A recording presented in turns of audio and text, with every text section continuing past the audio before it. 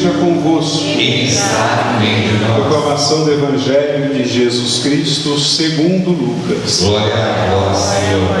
Naquele tempo, os 2 discípulos contaram o que tinha acontecido no caminho e como tinham reconhecido Jesus ao partir o pão. Ainda estavam falando quando o próprio Jesus apareceu no meio deles e lhes disse: a paz esteja convosco. Eles ficaram assustados e cheios de medo, pensando que estavam vendo um fantasma. Mas Jesus disse: por que estáis preocupados e por que tendes dúvidas no coração? Vede minhas mãos e meus pés, sou eu mesmo. Tocai em mim e vede, um fantasma não tem carne nem ossos, como estáis vendo que eu tenho. E dizendo isso, Jesus mostrou-lhes as mãos e os pés, mas eles ainda não podiam acreditar, porque estavam muito alegres e surpresos. Então Jesus disse: tendes aqui alguma coisa para comer? Deram-lhe um pedaço de peixe assado. Ele o tomou e comeu diante deles. Depois disse-lhes: são estas as coisas que vos falei quando ainda estava convosco. Era preciso que se cumprisse tudo o que está escrito sobre mim na lei de Moisés, nos profetas e nos salmos. Então Jesus abriu a inteligência dos discípulos para entenderem as Escrituras e lhes disse: assim está escrito: o Cristo sofrerá e ressuscitará dos mortos ao terceiro dia, e no seu nome serão anunciados a conversão e o perdão dos pecados a todas as nações, começando por Jerusalém. Vós sereis testemunhas de tudo isso. Palavra da salvação. Glória a vós, Senhor. Que as palavras do Santo Evangelho perdoem os nossos pecados. Vejam que Pedro, o sermão de Pedro, logo no primeiro dia, depois da ressurreição, ele diz assim: vocês negaram o Senhor, vocês o condenaram à morte, vocês o traíram. Essas palavras não devem ser tomadas como uma acusação. Pedro não está acusando, não está culpando ninguém, muito menos os judeus, porque se alguém traiu Jesus, foi o próprio Pedro. Pedro sabia o que estava falando.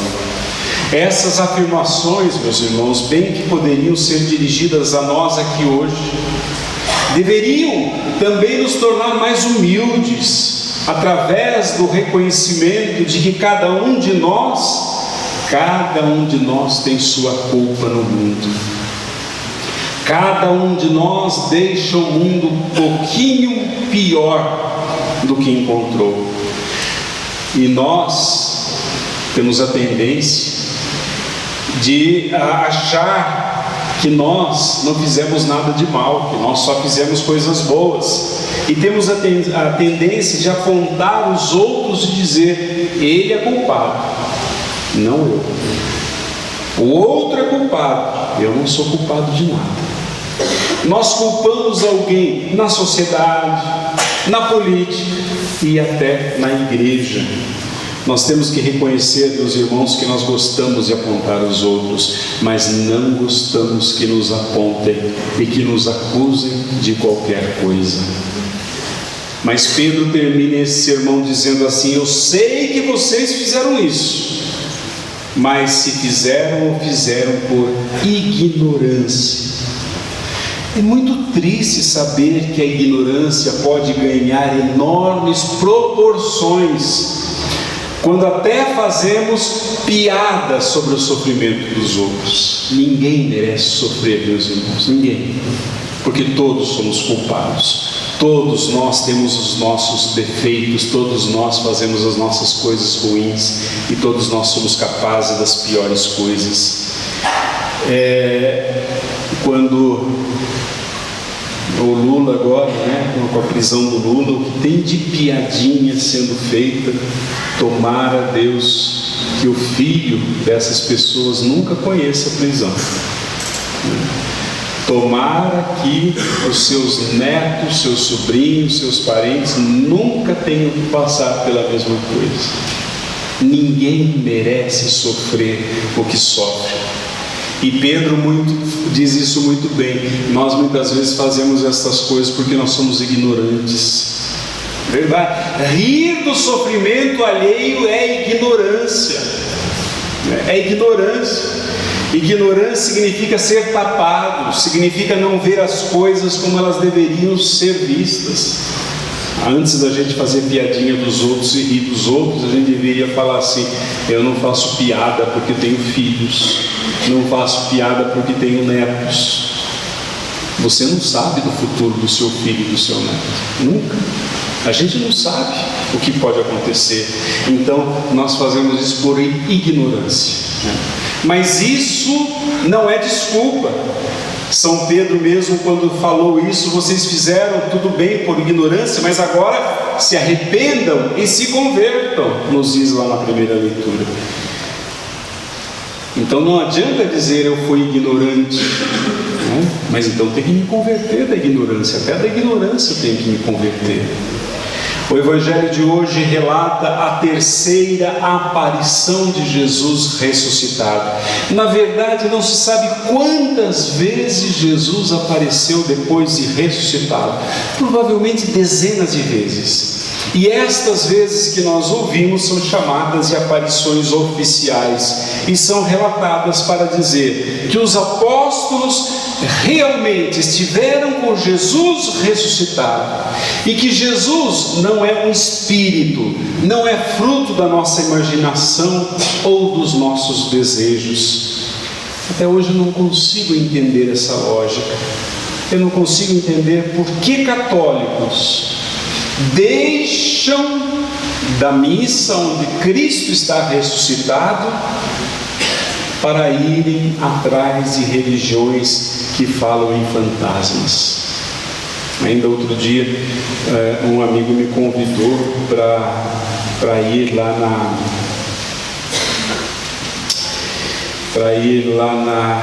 naquela religião que tomam aquele chá, os Santo Daime, né? Para ir lá no Santo Daime. E eu falei: mas o que tem lá? Lá a gente tem uma experiência mística, lá a gente tem uma experiência muito interessante, que depois a gente começa a ver assim pessoas que já morreram. Eu falei: eu prefiro ver gente que ressuscitou, não gente que morreu. Verdade. Eu não consigo entender católicos que trocam a missa onde Cristo vivo e ressuscitado está presente por forças fantasmagóricas e por fantasias. E num culto onde tomam um chá e todo mundo começa a vomitar no pé do outro, eu não acho isso muito interessante. E é assim, né? Aí eu perguntei: mas vocês vomitam? Não, mas não é vomitar, é expulsar a impureza de nós. Eu pensei assim: acho que eu vou levar essa moda lá para a missa das 11. Em vez do ato penitencial, nós vamos expulsar a nossa impureza, né? Já imaginaram que coisa? São fantasias. A gente troca o Cristo ressuscitado, que está no meio de nós, por essas fantasias, que são fantasias. Você não purifica coisíssima nenhuma. Você pode ficar com uma dor de estômago no máximo, mas nada além disso. Meus irmãos, nós vemos que o Evangelho de Lucas fala que Jesus ressuscitou e ele não ressuscitou para ir embora, ele ressuscitou para ficar no meio de nós. Então, quando você vem à missa, há uma simples missa no domingo, você está tendo comunhão com o Cristo ressuscitado, vivo, presente no meio de nós, não uma figura que passou e morreu. Ele está vivo, ele garante isso, um Cristo vivo no meio de nós. E vejam, e toda vez que Jesus vivo ficava no meio dos apóstolos, o medo ia embora, a insegurança ia embora. O desespero ia embora, e ficava a alegria e ficava a paz. Jesus disse depois para os discípulos saírem dali de onde estiveram com o Cristo ressuscitado, e que fossem ao mundo anunciando: Jesus ressuscitado está entre nós. Olhe para mim e pense no que eu estou falando. Olha, Jesus ressuscitado falou: olha, vocês estão tendo experiência de eu estar aqui no meio de vocês. Agora falem para as pessoas que Cristo ressuscitou e que Cristo está no meio delas. Mas o que a gente vê na igreja? Não vê gente anunciando o Cristo ressuscitado, vê gente fazendo fofoca. Interessante isso, né? Interessante. Outro dia eu cheguei assim num grupinho de nós católicos, e quando eu cheguei eu vi que era assunto, porque depois viraram, né? Vamos mudar de assunto. Quer dizer, se estivessem falando do Cristo ressuscitado, teriam me convidado para ouvir, né? Teriam me convidado para ouvir. É muito triste isso, que as nossas comunidades se tornaram antros de fofoca. Antros de fofoca. E Jesus falou: anunciem aos outros que Cristo ressuscitou e está em nosso meio. É isso para falar, mais nada, meus irmãos. Um dia, e às vezes nós, então, na nossa celebração, na nossa missa, Cristo está morto, né? Não está ressuscitado. E Cristo está morto, não está ressuscitado. Um dia estava um padre todo dia celebrando missa, e tinha um homem lá no meio que fazia assim com a cabeça. Aí o padre um dia falou: o que você está falando tanto? Não. Falou: não, eu não sou cristão, mas eu jamais aderiria, né? Abraçaria uma fé que acredita num judeu morto. E o padre falou: eu também não. Eu também não. Não. Nós não acreditamos no judeu morto, nós acreditamos no judeu ressuscitado. Um homem ressuscitado tem que fazer diferença na nossa vida, meus irmãos. Tem que fazer muita diferença. Se ele ressuscitou, isso significa que Deus está no controle da nossa vida. Deus está no controle. Você se lembra disso quando você está numa maior depressão? Você se lembra de falar: Deus, o Senhor está no controle? Você se lembra disso quando você perde seu dinheiro, quando você não sabe como pagar as suas dívidas? Você fala: Deus, o Senhor está no controle. Você se lembra disso quando você tem um ataque de pânico, ou um ataque de ansiedade? Você diz: Deus, o Senhor está no controle? Será que nós falamos isso, meus irmãos? Será que nós entendemos isso? Quer dizer, se Ele está no controle, significa que Ele atende às nossas orações, e que milagres podem acontecer na nossa vida. Se Jesus ressuscitou, então o seu casamento tem jeito, a sua vida tem jeito. É interessante notar que para quem o ressuscitado apareceu, né?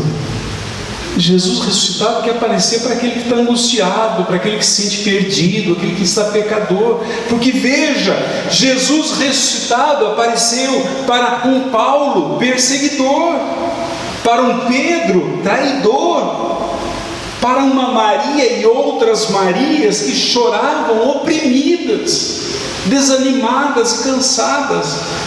A ressurreição, meus irmãos, transformou todas essas pessoas. A ressurreição cria pessoas perdoadoras, pessoas acolhedoras.